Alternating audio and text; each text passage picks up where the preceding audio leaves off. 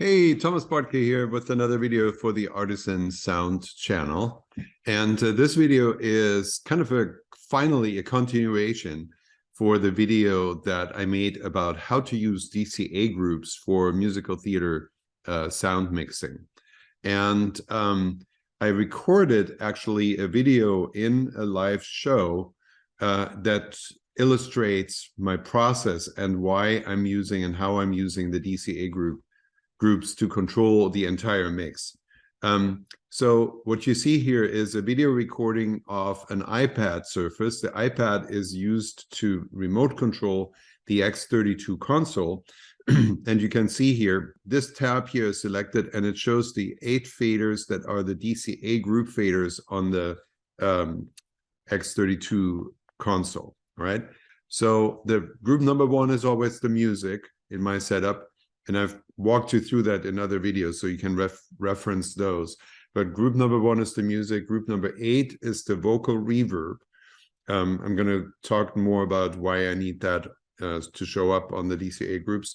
And then the 6 groups that are in the middle from 2 to 7, those are for my vocal mics. And the way I set them up is, again, as a kind of recap of my longer video that I made for this topic.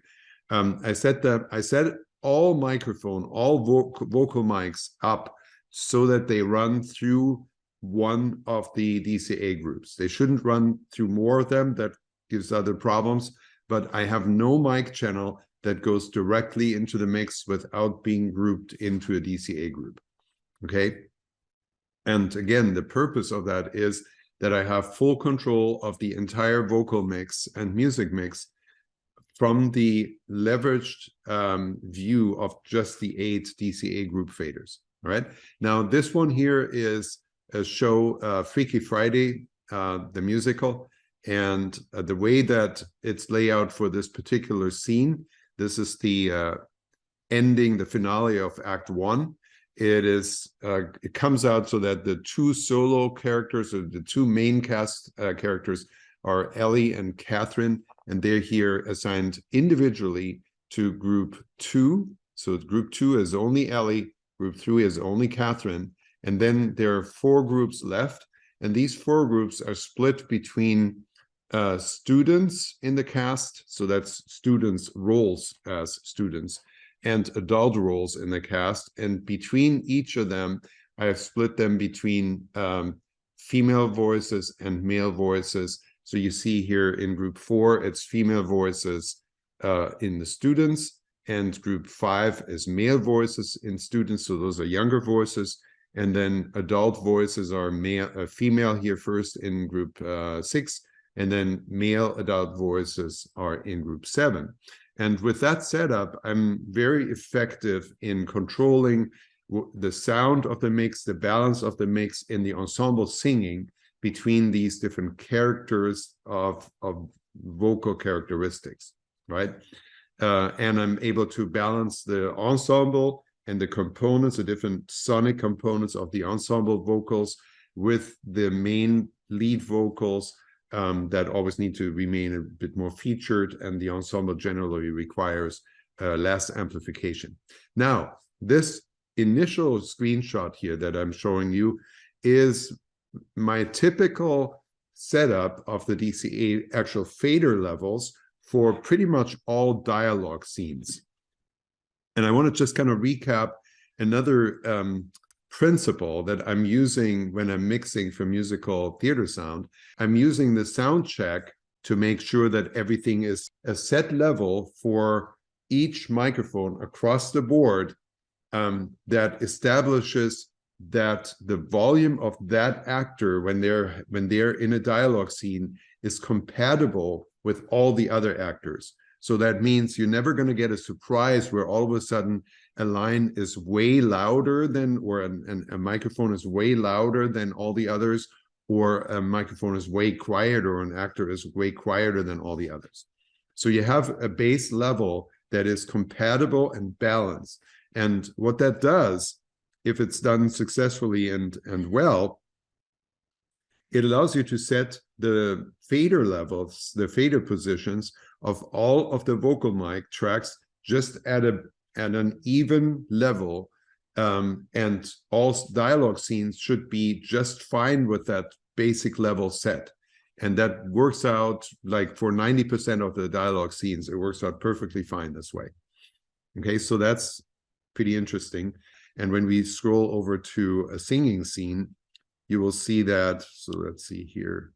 You see that my hand gets out of the way. So you can see here is a singing scene. So now we have principal singers, those are the lead singers.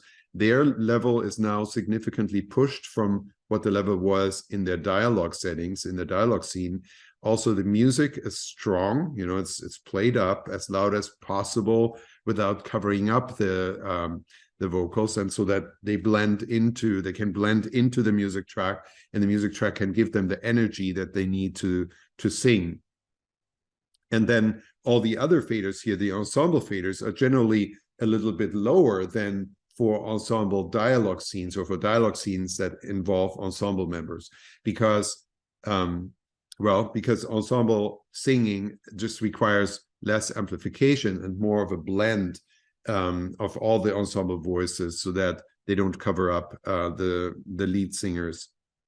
So normally what I do is I would be more hands-on and more anticipatory of changes that have to happen than I am in this particular recording. The reason for that is that I have automated a lot of moves in QLab, so that they're actually in QLab changing the fader settings of the DCA groups. And so you can see that in the recording here, whenever the faders move, and I'm not touching them with my hands, they're moving, their moves are controlled by automations that come from QLab. In general, I'm more hands-on. I'm using both my hands. In this case, I'm holding the iPhone in the left hand to record the iPad. So I only have one hand available really to manipulate. I'm also more reactive rather than anticipating moves, because I'm kind of monitoring the automation moves that are coming from QLab, and just applying some corrections or some fine tweaks to that. It comes out of a music track. No, Mike, it goes into that dialogue. You are, huh? After everything that I've done for us, you know what? Never mind. Oh, Mike, she didn't mean it. Mike, it's just...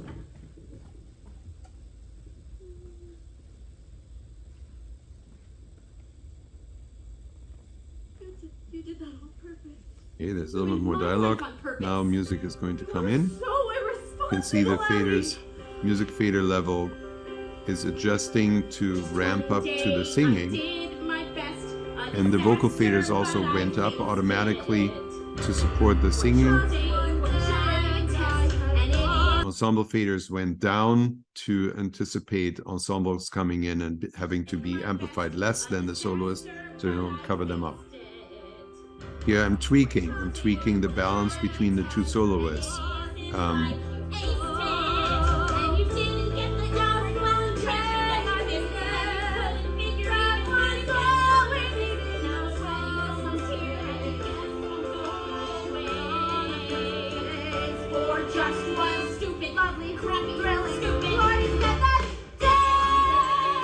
Here the ensemble comes in, and you can clearly hear that the iPhone just kind of ducks all the sound all of a sudden, because everyone's singing and it gets a lot louder. So the iPhone is what ducks the music level here, or the sound level in general that's on the video. So don't be irritated by that. That's not like that. It doesn't come from the mix. It comes just from the iPhone recording.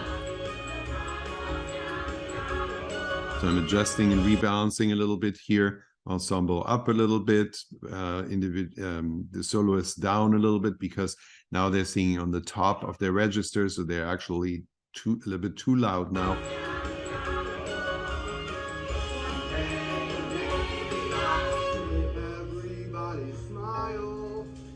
That's a fun little automated fader move here that applies to an individual line that comes from the guys in the student group. So it's an ensemble line that all of a sudden steps forward as the rest of the ensemble just drops out and breaks down.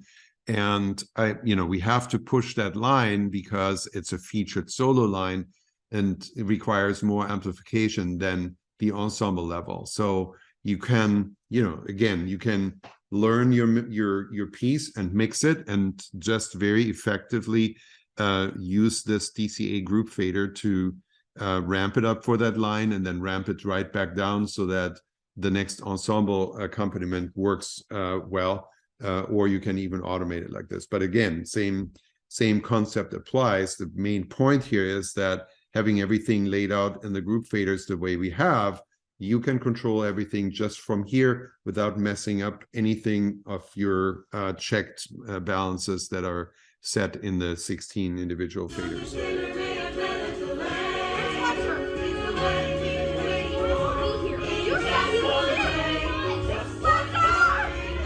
This is a bit of a chaotic scene by design because there's like yelling, there's shout outs, call outs going on that are not necessarily super important as to their specific content. It's just like everyone is looking for the boy. The boy has vanished or has run away and they're missing him now. So there's now chaos ensuing in the scene, and those call outs are on purpose kind of random and weird and a little bit out of control, while the ensemble still kind of keeps the tune going and continues to sing the song.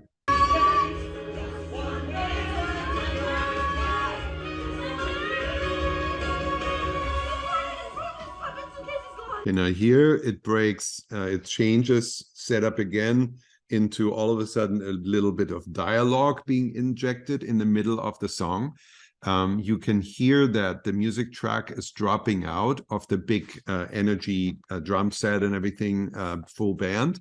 It just has this little high synth pad left over. So it already reduces volume in itself. So it doesn't require immediate reduction, although I'm pulling the fader down in just a minute as well to kind of have that pad not stand out so annoyingly throughout this dialogue scene. And you can also see me pull back the reverb here. Again, the loud music track absorbs so much of the reverb that when the loud track all of a sudden drops out, there's too much reverb audible. So it needs to be pulled down to be adjusted for how much the music now doesn't absorb anymore. I found this note on my truck. So I'm adjusting the reverb, I'm pulling the pad down and back up. So again, this is a move that is reactive from my part. It should be anticipatory. As I said, I'm holding the camera in my left hand. Normally I would have my left hand on the music track and I would have multiple fingers of on the faders, on multiple faders to adjust all the rest of it. So this fade up in the music should happen right as the drum fill kicks in, the drum break kicks in to kick the music track back up. And then, all the rest here needs to be rebalanced as well, because we were kind of in a bit of a dialogue situation where this male voice that you heard in the dialogue was coming from the adult guys from this DCA 7. And now that he's singing, he's standing out a little bit. So again, this needs to be adjusted. But my point being the DCA assignment being the perfect leverage to see, oh, there's a male voice standing out from the singing now. So just reach over to DCA 7 and pull it in and blend it back into the ensemble. And it's very intuitive and very simple to do. And you have full access of all of these components from the DCA groups.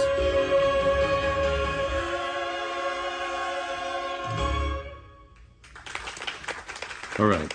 So that's that. And you see at the very end of the music track, it snaps right back to the dialogue level, which is straight across all vocal faders. And I generally do that at the end of the music of each music track, that I set up the DCA fader levels for the next dialogue scene. You use it typically after a music track, after a song in a musical theater, you have more dialogue coming. And so I just want to, without having to think about it, at the end of a song, I just set everything straight across again for the next dialogue scene. That makes perfect sense for automating the situations that I'm faced with, so that I minimize the input that I have to give, and I can really just kind of fine tune the mix from one scene to the next. So I hope this gave you some new insights. If it did, just leave some comments and questions if you want under this video, and subscribe to the channel. I'll be posting more of these kind of case study videos about sound mixing using the DCA groups, and I'll also be posting more separate playlists for how I organize the DCA groups and how I go about creating the automation in QLab to automate some of these fader moves, and as much as possible of all of the mutes and unmutes of individual microphone channels. I'm doing that through QLab, as well as through the X32Q settings. So, stay tuned for these videos. Easiest way to stay tuned is by subscribing and hitting the notification bell so that you're notified when I post another video. And again, leave your comments and suggestions and questions. If you enjoyed this video, give it a like. And this is Thomas Bartke signing off.